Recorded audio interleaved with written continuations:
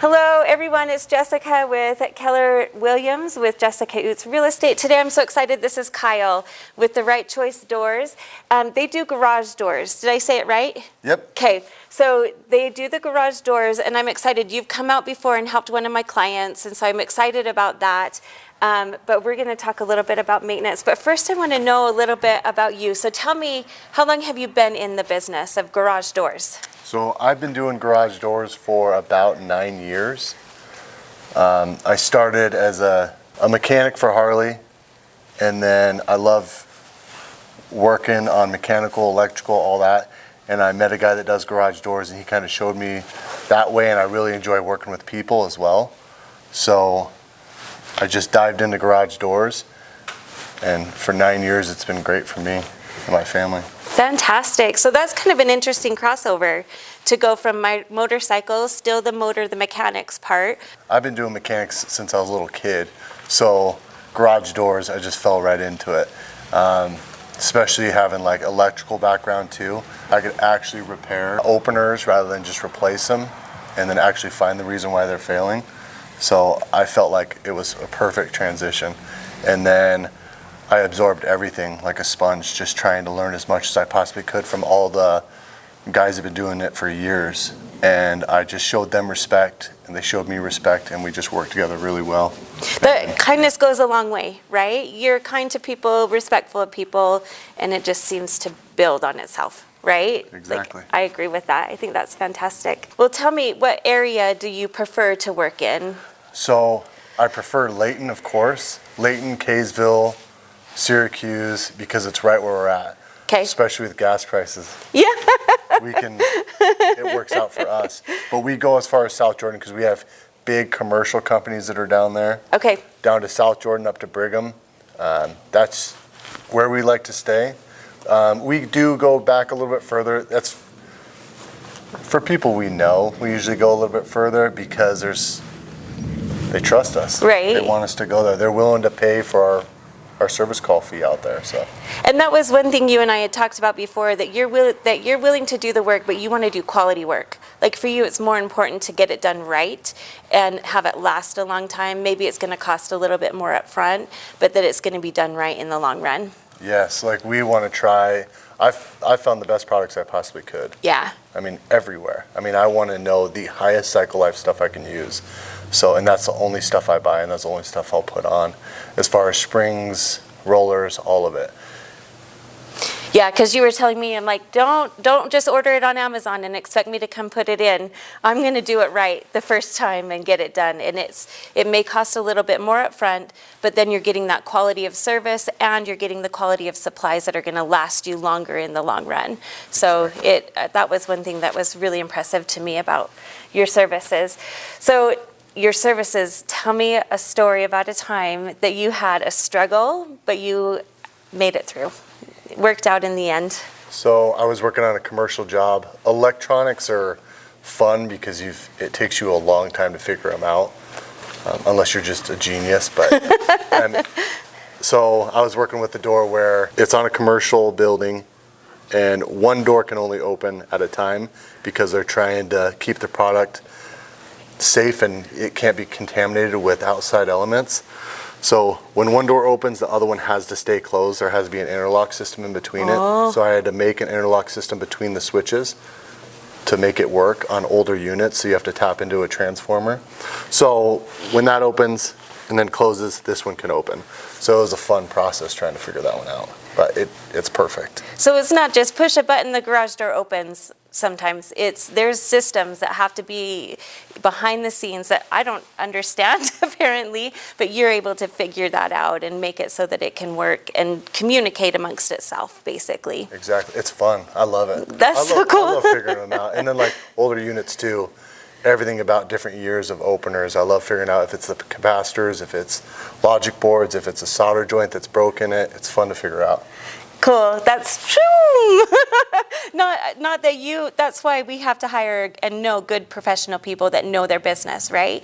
Because I can underlie real estate and I can know what's driving the market, but my clients don't all need to know that. They need to know that they can trust me, right? Which it sounds like to you. You know what you're talking about know your education and have your craft under a microscope so you can do your best job. So I love that. That's wonderful. Okay, well, you're going to show us a few things. Right now we're at, you guys remember my camera lady, Kelly. You've seen her before in videos. So we're at her garage today, and you got here and you were like, this is the best garage door we could be looking at. So talk to us a little bit about where we are and what it is that you saw that was so exciting. So, broken hinge on your number 2, so the panel's actually coming apart. So that one's excellent. So like, can you see it here? And we can do movie magic too, so. So you've got your hinge that's broken there. And that looks like there's a coupling like this and it's just come apart. That's what you're saying, the hinge, okay? Yep. So it's pulling apart, and then eventually when it's closing, it can overlap and actually crush the panel.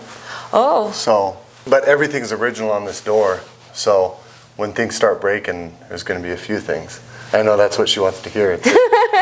So, and then like this one too, the opener limits are probably set too high because when it went to close, it actually cracked your, oh my gosh, your stile up here. I can see it's been kind of tilted. Yeah, so your stile's cracked through here, and then you probably need like a reinforcement bracket that'll go underneath your strut and brace this whole panel so it doesn't go even further. And then your chain's sagging down, so your sprocket's probably pulled forward. So. Okay, so then this begs the question for me. I pulled up here and I thought, oh, well, hers is better shaped than mine, so we'll use hers. But now you're coming in and seeing these little things that I had never noticed. So as a consumer, what are the things I should be looking for that is going to kind of help me maintain and get the most value out of my home because I've kept it well maintained? When it comes to garage door, obviously. So, noise. Like okay. If it sounds like a train, there's an issue. Okay. It shouldn't be super loud. Like that's a huge indicator. When you hear a lot of noise, you could try to grease it yourself. Like if you want to work on it yourself, I mean, you can go and get some garage door spray, no WD-40, actual spray for it, because it'll actually stay on there. WD-40 is like more of, it'll pull grease out. It's more of a water deterrent. Okay. So it's not really for greasing all your stuff. So you actually get garage door spray to grease all your hinges. You can do that and see if that helps for you, because we recommend doing that once a year anyways for maintenance. Okay. If that doesn't help, I mean, call a professional and just see if they come out. And then what you want to look for is someone that's actually not saying they'll come out for a $19 tune-up. That's kind of a gimmick. Who's going to come out for $19? Right. I mean, it costs us $40 just to show up anyways. Okay. So if they're saying $19, they're going to come here and try and sell you stuff. Yeah, is what like, you're telling me. Like, yeah, exactly. Okay. Like, we're $75 to come out. Okay. And that includes a tune-up and go through things. That gives us enough to be able to go through it and tell you what you need, and we don't need to like have to have you do it right then and there. So I'm hearing maintenance once a year is something I didn't know. So maintenance once a year to have a tune-up, basically, and that's to grease everything, either do it on your own, hire a professional. yeah, because this is the most used door in your house. It is, you're right. Like people come and go out of the garage so much now, and people ask me all the time, like, why are my parts not lasting as long? Well, they don't make things like they used to. Mm-hmm. And people are putting cheap parts on. So let's just try to find the best parts to put it on there so it can last a long time. And if your door is totally falling apart, just replace it. Because then if you replace it, you start over new, and then you can go another 15, 20 years without issues.